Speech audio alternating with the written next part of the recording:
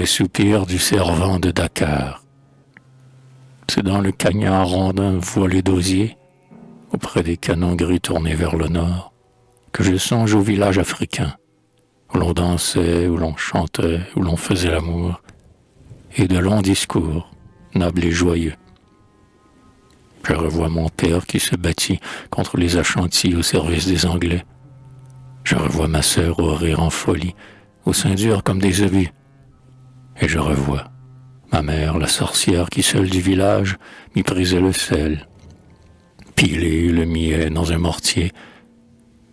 Je me souviens du si délicat, si inquiétant fétiche dans l'arbre et du double fétiche de la fécondité. Plus tard, une tête coupée au bord d'un marécage. Ô pâleur de mon ennemi, c'était une tête d'argent. Et dans le marais, c'était la lune qui luisait. C'était donc une tête d'argent. Là-haut, c'était la lune qui dansait. C'était donc une tête d'argent. Et moi dans l'antre, j'étais invisible. C'était donc une tête de nègre dans la nuit profonde. Similitude pâleur.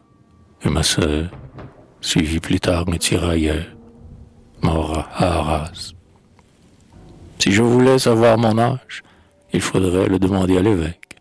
Si doux avec ma mère, de beurre avec ma sœur. C'était dans une petite cabane, moins sauvage que notre cagnat de canonnier servant. J'ai connu l'affût au bord des marécages, où la girafe boit les jambes écartées. J'ai connu l'horreur de l'ennemi qui dévaste le village, viole les femmes, amène les filles, et les garçons dont la croupe dure sursaute.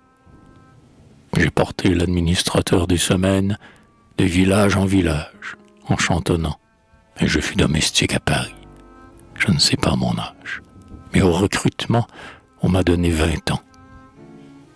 Je suis soldat français, on m'a blanchi du cou. Secteur 59, je ne peux pas dire où.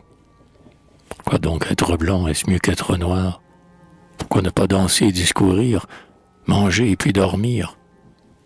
Et nous tirons sur les ravitaillements Bosch, ou sur les fils de fer devant les bobos, sous la tempête métallique. Je me souviens d'un lac affreux, et des couples enchaînés par un atroce amour.